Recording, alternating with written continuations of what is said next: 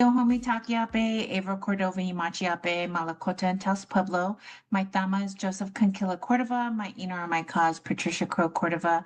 I'm sixth generation from Chief Red Cloud. I'm the owner operator of AC and Associates. I'm a mother, daughter, community member, and your co-host for this month, Native American Heritage Month's Return to Heart Foundation's Warrior Women Wednesdays. Thank you for joining us, and let's get started with the show. Hagani. Hello, relatives. I'm Gina Jackson, Western Shoshone and Ogallala Lakota, the CEO of the Return to the Heart Foundation. This week, our hearts are turned to a sacred and urgent topic, missing and murdered Indigenous women, girls, and two-spirit relatives. We honor the lives of our missing and murdered Indigenous relatives and the warrior women and families who refuse to let their names be forgotten. At Return to the Heart, we believe that love is the most powerful form of resistance. We are grateful for to stand with our partners at Calling All Crows to lift up these voices today. We are also grateful for our supporters and our allies and partners who have helped us create a fund called Our Sisters Are Sacred to support those organizations that are doing this really important work. Julie, thank you so much, and thank you for being here today. Thank you, Gina. Hi, everyone. I'm Julie Hardesty, Operations and Program Manager at Calling All Crows. Tonight's conversation calls on us to listen with our hearts to the families, survivors, and leaders who carry this movement forward. We believe in the power of music and community to amplify truth and create change. Our MMIW G2S partners amplify truth and teach us that awareness is just the beginning. Action is what honors our relatives. As you listen tonight, may you find your own way to stand with and support this work. We have a special song today for our sisters, our mothers, and our two-spirit relatives, for those we remember and those still missing. This song is for them.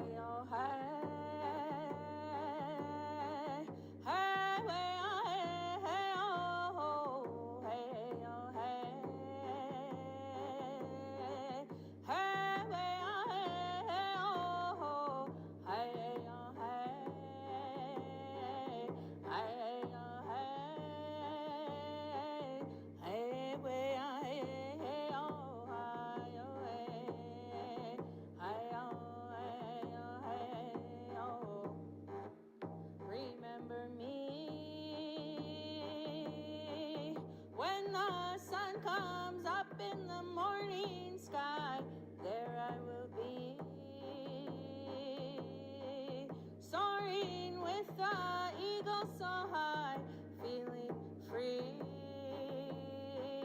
Remember me down the road, hand in hand, you and me. Hi, oh, hey, oh, hey, hi, oh, hey, hey, way, oh, hey, oh, hi, oh, hey, hey, way, oh, hey, oh, hi, oh,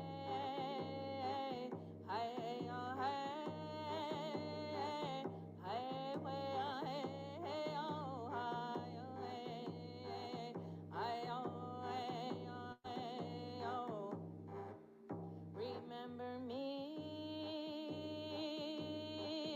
when the sun comes up in the morning sky. There I will be, soaring with the eagle so high, feeling free. Remember me down the road, hand in hand, you and me. Made it to Warrior Women Wednesday. I hope you're all doing well out there. Continue to embrace the journey of life in Hojo. Continue to carry on the legacies that our ancestors paved the way for us. Continue to walk in their footsteps, walking in Hojo, walking in peace, finding that balance, and remembering who we are and where we come from. Our legacy is power, it is honor, it is culture, it is who we are. So don't forget the power you come from. Don't forget the power you hold. Don't forget the peace that you hold. And definitely don't forget who you are and who you were created to be. As a Native woman in today's world, it is not easy, but believe me, we come from so much honor and so much strength from our matriarchs. Love and light to each and every one of you. Remember who you are and remember the blood that flows through you. Love ya. Hi, welcome to Warrior Women Wednesday. Melissa, I'm excited that you're here today and to hear what's on your heart. If I can first ask that you introduce yourself briefly and then tell us what's on your heart in regards to missing and murdered Indigenous women, girls, Two-Spirit people, and our relatives. Thank you so much for having me, Gina. It's such an honor to just not only be here, but to know you. You've been a big part of what we've been doing this year at Indigenous Vision. So, my name is Melissa Spence. I am Anishinaabe, born in Treaty 1, Canada, and I work now out of Southern Paiute lands here in Las Vegas. I've been doing MMIW work since 2007 when I was a radio DJ. I served in the radio community for many years, and I collaborated with many fundraisers and many families who were going through the MMIW crisis during that time to help them search for their families, put up billboards. I've done all kinds of work to help families, and that's how I became a passionate advocate for MMIW, was to literally getting to know families in my community back in Winnipeg, which, if you don't know, is a really unfortunate hotspot for a lot of MMIWs. And it's been that way for decades and decades, since my grandmother's generation. So it's passionate personal work for me, and I continue it to this day, especially here in the US, as I'm getting to learn all of the Indigenous communities I've been living amongst in Arizona, where I first initially began with Indigenous Vision in Phoenix, and then now here in Las Vegas. So what's been on my heart lately is I'm trying to wrap my head around how to present all of this, which might be a really maybe too big of a task, but how to present it in a way that people are going to pay attention, which is always the obstacle. Like I said, I've been doing this since 2007, and for the most part, it's sort of been just us as an indigenous people who pay attention to these things, because we can relate, obviously. Every once in a while, we'll get non-indigenous people to become part of our movements, but at the same time, it's still such a small increment of people that are aware of what is happening, like right now. So I'm trying to figure out a way on how to get to a level where it's mainstream and we're seen as not just a historical group of people, but a present day population that is experiencing present day MMIW, and I hate to say it, like a genocide, a cultural and femicide that's going on. And of course, I also acknowledge the all of the two-spirit and the men and all of our relatives who are missing, because there's a whole lot of them. I know that we focus on women, but in my work, it's been the majority women that I'm working with. So I've been trying to wrap my head on how to present this kind of material, because in previous times, or in previous I guess scenarios, it always comes off as being a real bummer to like people who aren't indigenous, right? Like, oh, I'm bringing the whole crowd down. It's really uncomfortable for them to think about what we're going through. It's kind of like this huge problem that they're unable to mentally grasp and even believe. Some people are not even aware that this is happening. And a lot of people find out in their adult lives, like, what is MMIW? It's something that's not talked about in school. It's just this swept under the rug issue that is consistent. And then, media might report on it, but not to the extent that is needed. And I've learned that in the past year, the media needs to be held accountable for the narrative that they are carrying and perpetuating. And I've had the opportunity to kind of witness a couple of reporters here in the Las Vegas area kind of touch on that at a couple of MMIW conferences. And a lot of their responses were just, we try. For the ones who are dedicated to trying to get the stories out, they say they try, but at the bottom line of whatever station they're working at, it doesn't sell. And that seems to be their bottom line, which is so grotesque, right? Our stories don't sell enough, or people just aren't that interested, unfortunately. And that goes for social media as well. I was at a conference where I got to see a presentation from Gabby Petito's stepfather and the Gabby Petito Foundation. And he said the same thing. He's like, every time we post white looking people on our social media page, the likes are astronomical. But as soon as people of color who are reported missing are shared on the page, the likes are significantly lower.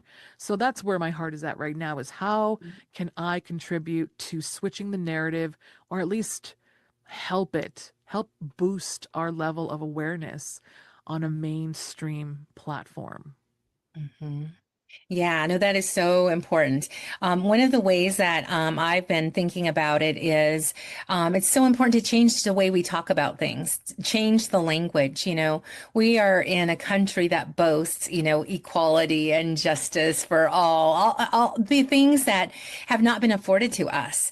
And it's not just that they haven't been afforded to us, but we've literally been targeted for our land, for our resources, for the wealth that the land and water brings. And in order to dehumanize us, it's been a narrative where we're just excluded. And so when I think about things like, the genocide, the femicide, and the things that are not American values. Like we look at other countries and are aghast of what's happening. What are they doing to their people?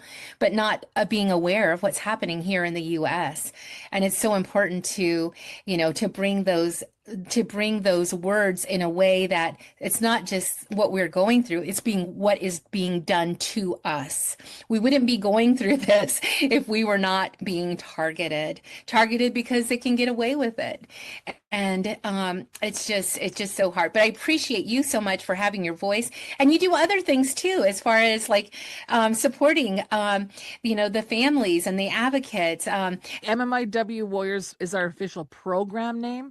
And yeah, we Yes, do a lot of like self-defense work to the point where we'll have like a whole retreat based on self-defense, empowerment, and self-regulating. We focus on the body, the brain, the spirit, and then of course empowerment and kicking butt and giving everybody the skills to maybe throw a punch that's not going to hurt your arm or your hand. So we are really advocating for self-determination and self-preservation. And then obviously getting the message out is what we do for podcasting too. So there's a lot that we do and we try to wrap our heads around. So at the same time, we're trying to raise level of awareness, but also be there for the community and be an actual sisterhood community. And so if folks who are watching today want to learn more, where can they go to find out about these retreats and find out about these offerings? Well, we would love to have a retreat in the spring of 2026. So if you're interested, definitely hit up our website. It's indigenousvision.org, and we have a girls empowerment tab. You can actually see some of our previous retreats where we've had foster girls come out to our camp in Arizona. They even made like a music video about their experience. And we also have a bump in Instagram page at Indigenous Vision Media. And our next event is coming up. We're going to do a red flags workshop that I'm going to be hosting with a fellow nonprofit here in Vegas called Her 38 Roses. So trying to get people to just, have better relationships in general, not just romantically, but with friends and with people that you're working with to avoid, the bad people out there who might want to harm you. Well, that's amazing. Well, thank you so much. Any final words? I just want everybody to, take some time to reflect on it. And if you're not in the space to help with MMIW, it's totally okay. I know that it's like this huge thing and you don't have to constantly be working at it. And that's something that I've learned is to take the step back every once in a while and just be an Indigenous woman. I don't have to be fighting all the time. But thank you for everyone who's ever supported this, who's ever paid attention, liked, shared, or anything regarding MMIW. The love is real out there for us at the same time. Well, thank you so much. And I look forward to listening to podcasts and seeing your voice out there and just appreciate you so much. Thank you. Hi, Lynette. So glad you could join us for Warrior Women Wednesday. I am just excited because you're doing so many wonderful things and are just such a positive light in this field and have always been an encouraging person. And I just am so grateful for you. Can you give the people who are watching us today a brief introduction about yourself and then what your work is like? Yes, absolutely. Thank you again. It's an honor to always be connected to you, Gina, and the work that you do. So thank you for inviting me. Yes, my name is Lynette Grable. Tatanka Kuye, Hihani, Mini, Dos, the Nanadal, Nakase, Netch. My my traditional name is Morning Water, and I have an organization that I founded and the executive director of called Not Our Native Daughters. We are a national organization centered on missing, murdered Indigenous women and relatives. And we also focus on human trafficking of Indigenous people.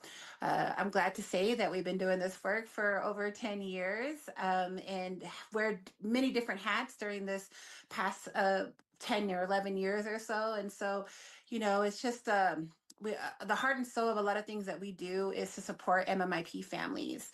There's no state or federal funding out there that helps MMIP families that either have to travel to either locate their loved ones or pick up their loved ones, or unfortunately, if they're ever a situation where they have to identify their loved ones. So we support families out there that are in the process of doing all of this, but we also support families who actually have to go to court when their predator has been identified, and we support them with travel and lodging as well. So we're trying to expand what we do for our MMIP families, but we also do presentations and technical assistance trainings.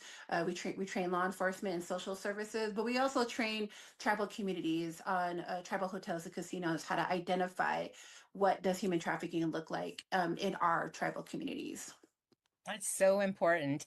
And I know one of the things that you had done earlier this year, maybe even late last year too, is bringing advocates together in a network. Can you share a little bit about that? Yeah, so this actually was stemmed out of the two task forces, MMIP task forces that I serve on. There was other people in other states who don't have a statewide task force, and they were asking, how do we start an MMIW task force in our state? And so birthed out of those conversations, it really dawned to myself that there's some people that don't have a statewide task force, that don't even have an office in the governor's executive branch to address this issue. As you know, some states have the feather alert or we call it the MIPA alert. These other states have some alerts to put in place when Native persons go missing. And so we wanted to develop something where there was a coalition of those of us who have helped either lobbied in policy or helped develop the statewide task force around MMIP, but we also wanted to bring other advocates and experts to the same table so we could talk about best practices. Sometimes when one state is facing an issue where they're trying to expand that advocacy and justice for those who have been impacted by MMIW, other states we're still trailing behind trying to catch up what maybe other states are doing. So I reached out to some of my advocates in other states who serve on task forces and said, hey, do you want to start meeting quarterly so that we can begin to develop and talk about best practices? But I also would say it also began a healing circle as well amongst us. What are the things that we face working with law enforcement? What have we faced working with FBI or even Homeland Security in some instances when it comes from a tribal community? So we're just learning best practices from each other, and it makes us all stronger. There's a key handful of us from, I would say, 7 different states right now that are meeting. And we're hoping at the beginning of the year that we can expand that to open that to nationwide and grow that. Amazing. That's awesome. And then what about a vision for gathering people on a national level? Yes. So birthed out of this same group of women who we've all been doing this work for some time, and we all work with MMIP families with the same sense of learning best practices and kind of lending that knowledge to the outer community. We talked about having a conference or a summit in 2026 where we have like a 2 or 1 day summit where we can bring an MMIW national conference. This would allow anybody and everybody to attend, learn from experts across the nation, also learn from ideal, MMIP families that have been impacted, and also really kind of drive the point home on why us as Indigenous people need trauma-informed care, healing. We always want to focus this on healing. We always want to focus on why that is important and why we should continue to support not only this issue, but the families who have been impacted. Because I know you know, Gina, but you could talk to any Native person, and we've all been impacted by this issue one way or the other. And regardless of the political climate, we are still going to advocate, raise awareness, and get justice by any means necessary. Yes, thank you. So for folks who are like kind of getting excited like I am about a possibility of like a national conference, how can we keep tabs on how that's, the planning is going and just learn more about your work, your program? What's the best way for folks to either follow or get in contact with you? Yes, so the best way to probably follow our work is probably through our social media outlets. So you can follow Not Our Native Daughters on Facebook or Instagram, and also LinkedIn. That's where a lot of our information that we have, upcoming events and partners and collaboration events that we have coming forward, is the best way to find it is through our social media outlets. But you can also visit our website, notournativedaughters.org. A lot of our information is on there as well. But I will say the core of what we do is collaboration. We want to empower, but we also want to help support, lend support, be a force. I feel like as Indigenous women, we're so much stronger together, because I will admit, I can't do this work by myself. I cannot do this by myself, by my own ideas. I need a warrior line of women to come together and help make the braid stronger. Wow. Well, thank you so much. That was a powerful ending, and appreciate you coming and joining, our episode this week, and just, wish you the best, and let's keep in touch. Yes. Thank you, Gina. Hi, Leah. I am so excited that you're here with us today to share what's on your heart in regards to missing and murdered Indigenous women, girls, Two-Spirit people, and just relatives overall. I know you're doing some really exciting work. You share with me once in a while. I'm like, oh my gosh. So please share with everyone today and introduce yourself first, please.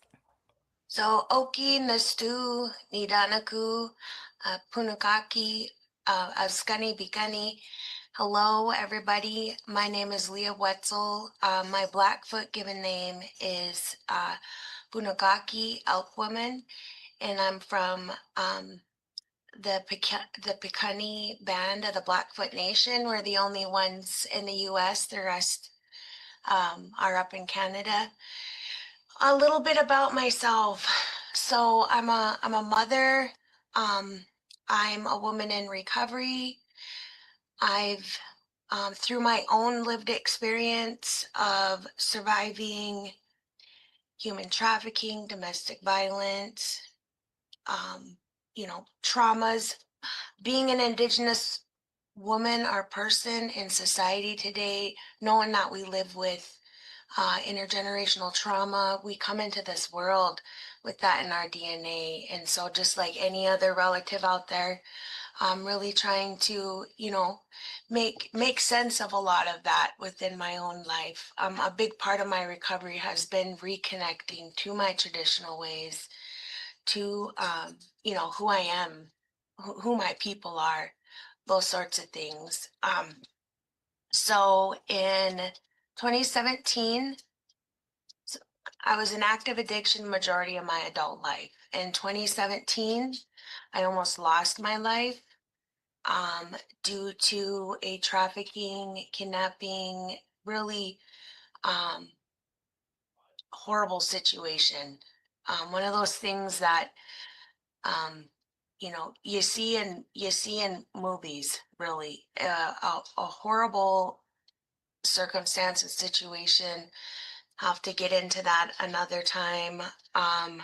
But when that happened to me, I made an agreement with Creator that, if I was to make it out of this situation alive, that I was going to do what I can to, help my people, empower intergenerational healing.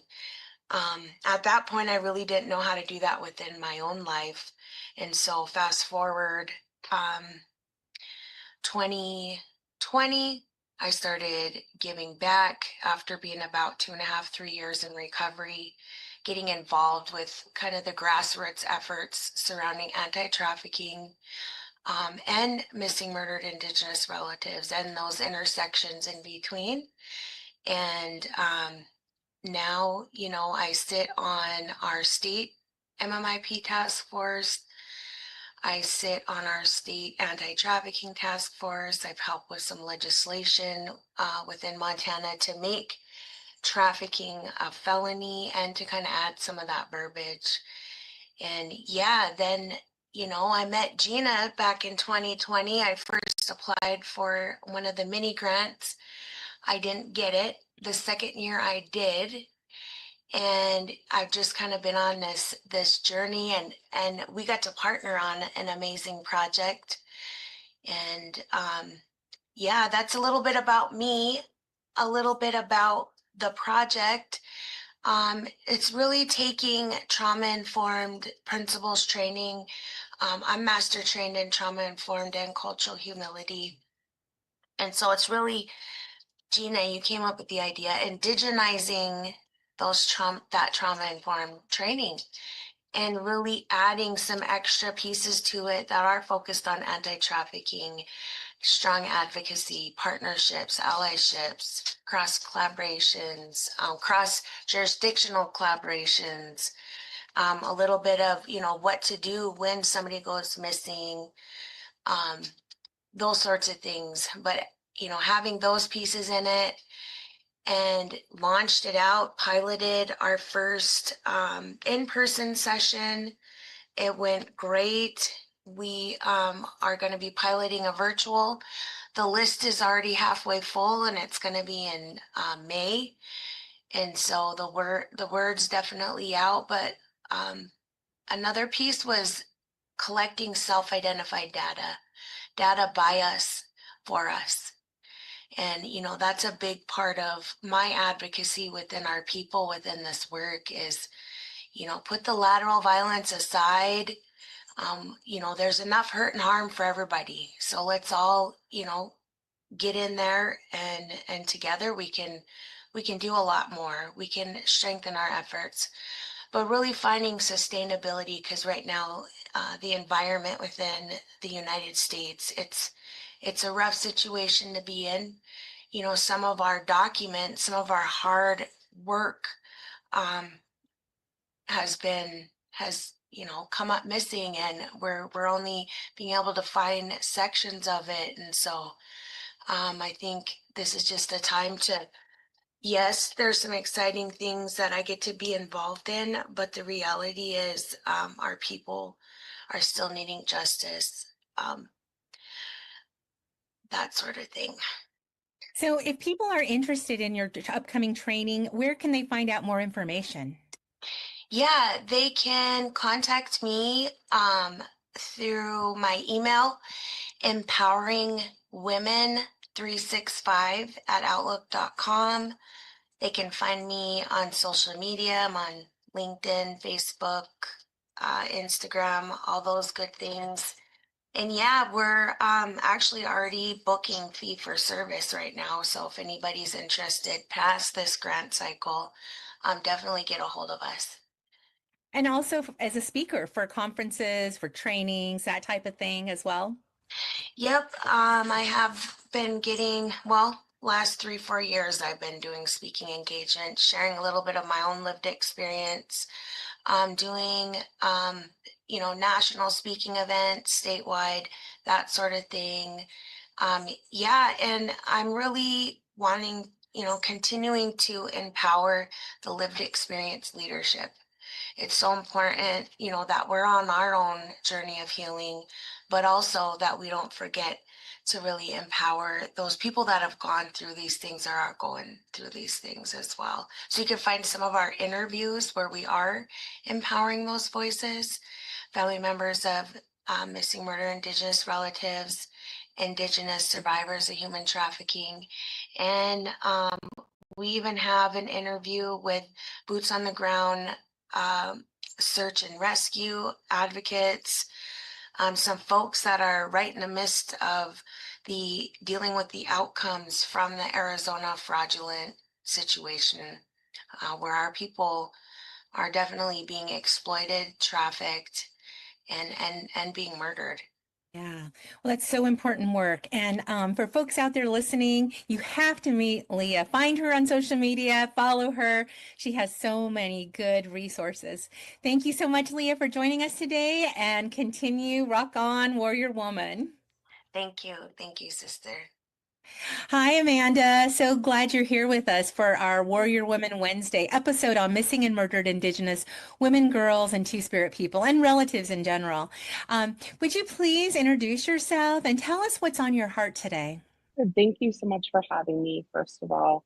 My name's Amanda Erickson. I'm born for the San Carlos Apache of the Whitewater Clan, and I'm the director of the film She Cried That Day. For me right now, we just finished an amazing run of festivals at the Bend Film Festival, where we won the Best Indigenous Feature. So very exciting. It was absolutely beautiful, and I'm excited to actually go back there to do some more screenings as well. And then we just had our New Mexico premiere at the Santa Fe International Film Festival, where we sold out all 3 screenings, and it was just beautiful to finally be able to show New Mexico what we've been working on for the past 6 years, and to have a lot of the people that were there from the very beginning be able to kind of see the film in its final stage for the first time was really emotional and beautiful. So it's been an amazing couple of weeks. So tell us about what the film is about. One of the Yeah. things that's missing so much is not just information and awareness about this issue, but our stories. Yes, for me, that the purpose of starting the film was really to create a tool for organizations and families and activists and advocates that had been working in the missing and murdered Indigenous women and relatives space to be able to utilize it to create awareness, and then also to call for change and call for action.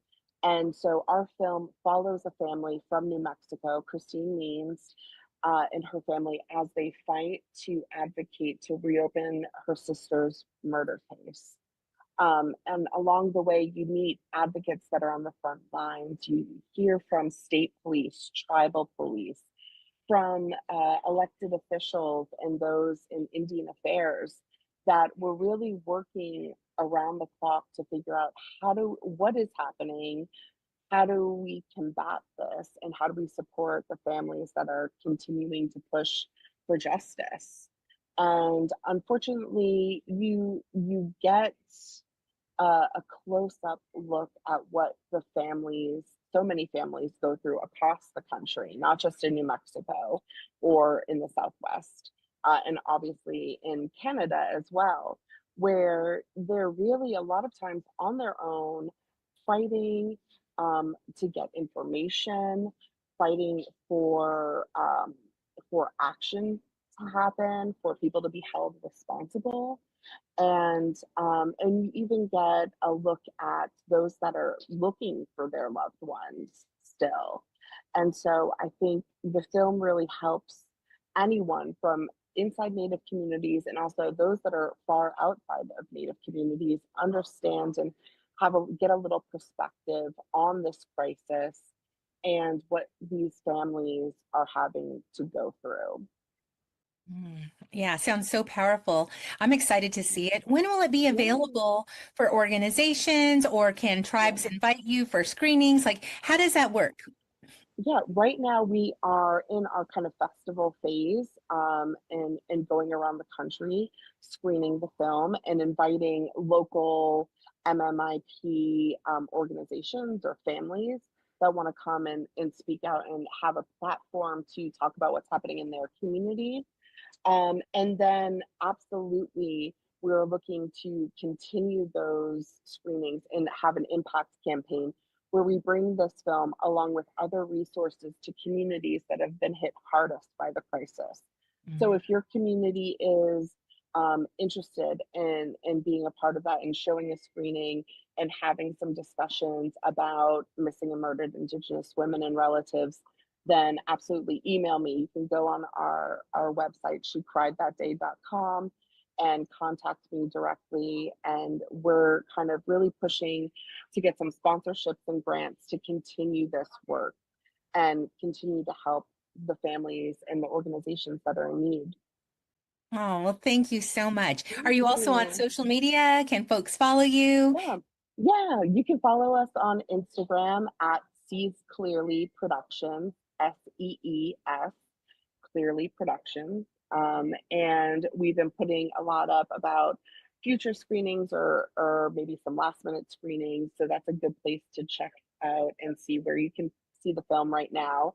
And then because of our funding through Vision Maker Media and the Public Media Fund, the film is set to air domestically on a corporate public broadcasting. So we're still waiting to get that distribution figured out, but we're very excited and very happy to come to communities and do screenings there as well.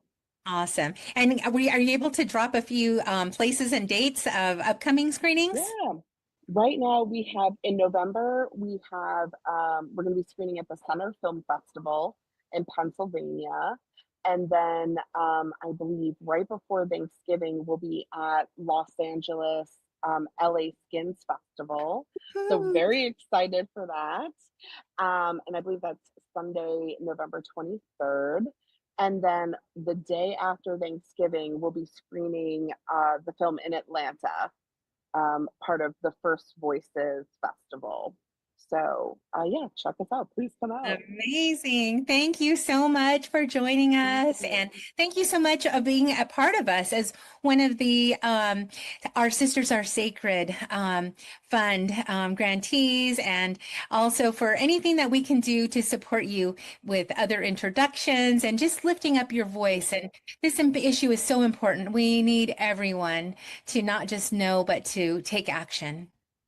Absolutely. And I have to say thank you so much for your support and for the Sisters Are Sacred Fund, because without that, I'm not sure that this film would be finished right now.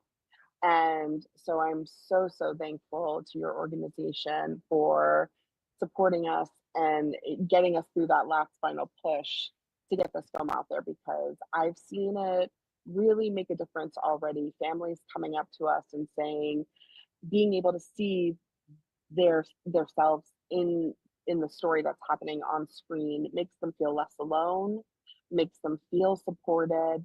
And so for that, I thank you. Well, have a great journey to on your festival tour, and thank you for joining us for Warrior Women Wednesday. Thank you. Hi, Diana. Welcome to Warrior Women Wednesday. So glad you're here with us. This episode is all about missing and murdered Indigenous women, girls, and Two-Spirit people and relatives. And I know that your work, you're passionate about what you do, and your work is on the ground to help people, help families, and help find people.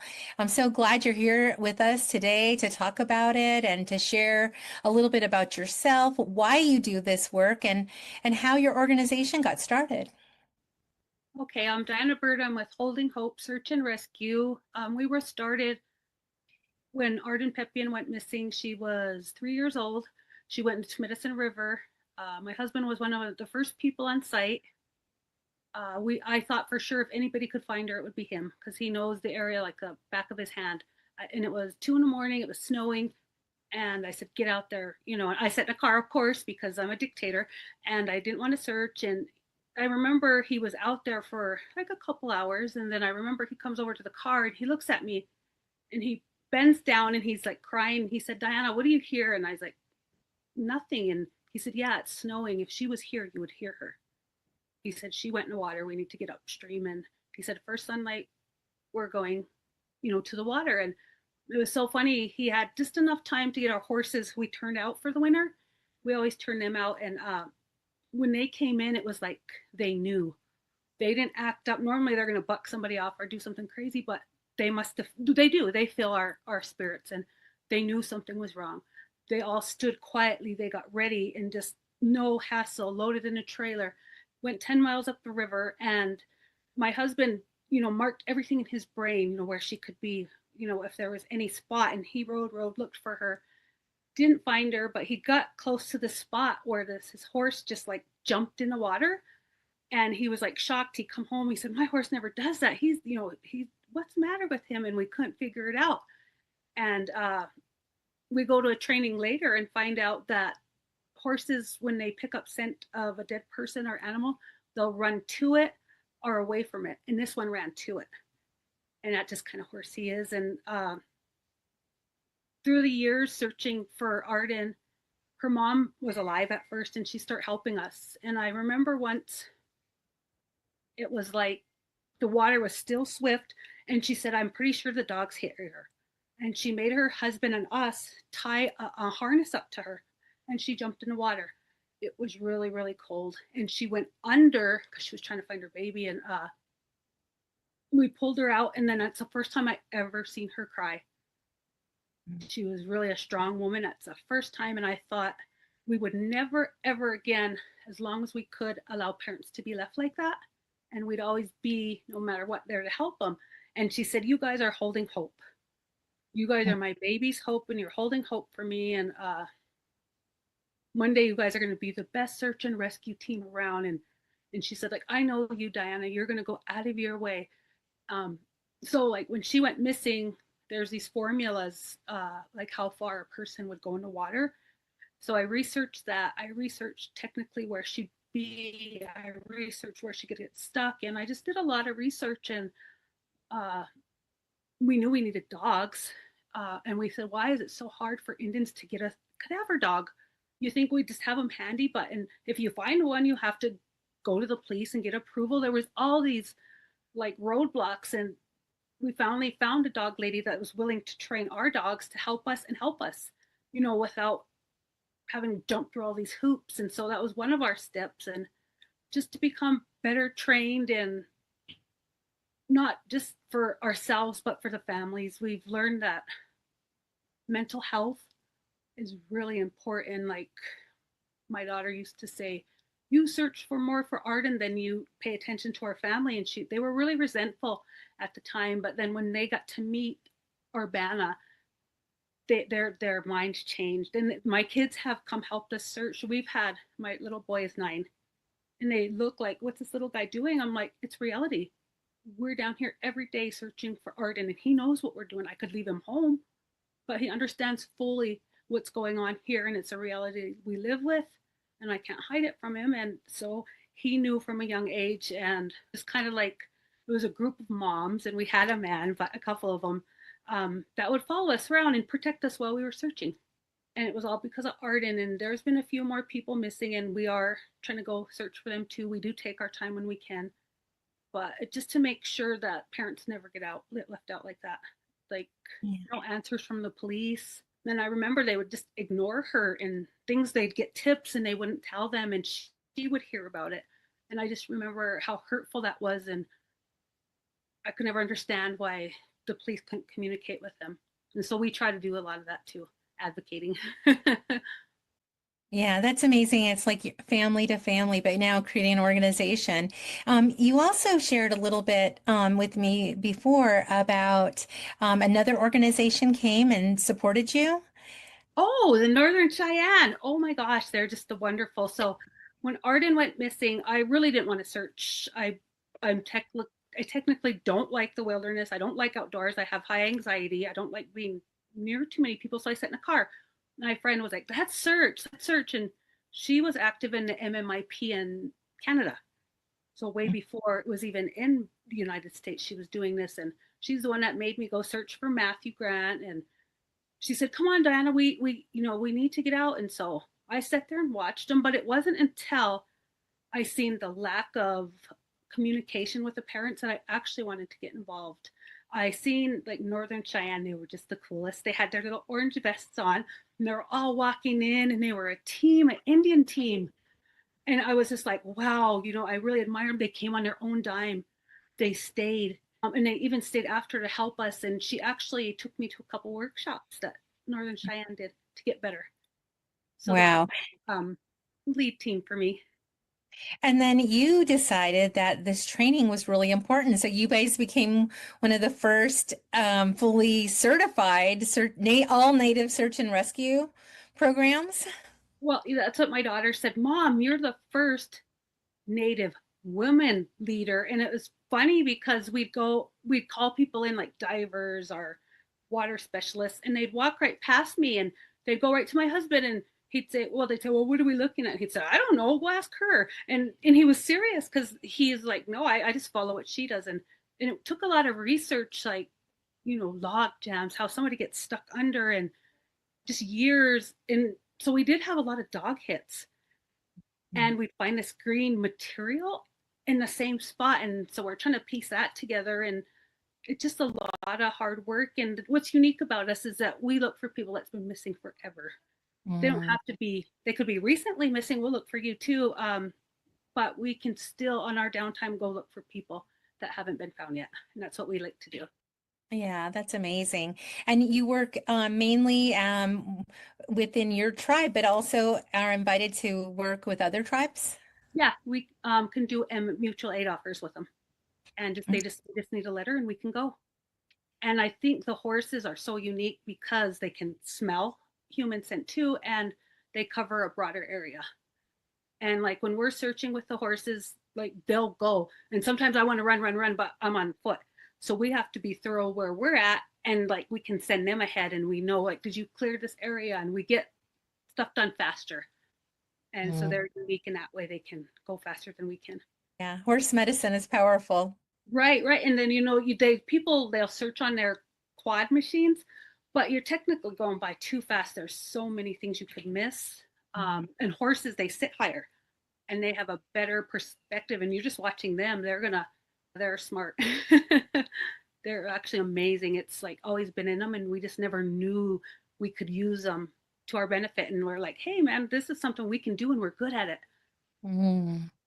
So if folks want to learn more about what you're doing, your work, or even learn to try to find, the support to do something in their own community, how can they reach you, or how can they find you, follow you, or contact you? So we're covered by Two Powers Land Collective, and she kind of works with mental health and the horses. And so we search for horses, and technically we're trying to figure out the missing and murdered have a lot to do with mental health. Just in so many realms, and it's like it is all connected.